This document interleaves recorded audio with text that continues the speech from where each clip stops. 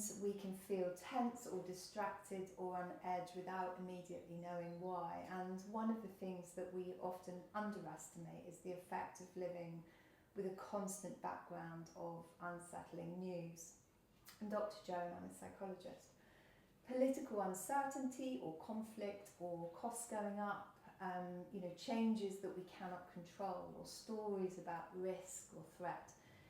Even when none of those things are happening directly in the room we're sitting in, our bodies are still responding to it, because the nervous system doesn't only react to immediate danger, it also reacts to signals of uncertainty.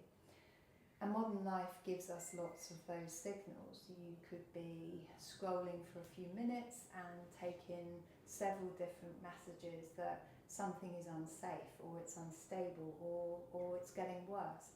And then you put your phone down and wonder why you feel irritable or maybe flat or overwhelmed or unable to settle.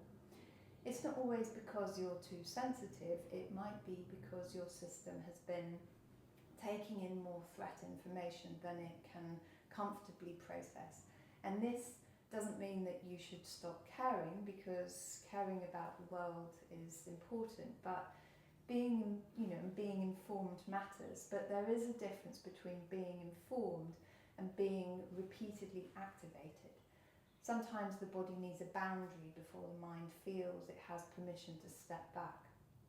So if the news is leaving you tense at the moment, it might be helpful to think this as less of a failure to cope and more as a very human response to repeated uncertainty. Your body might just be simply trying to stay ready in a world that keeps telling it to pay attention to it. So maybe taking a moment away from the news would help.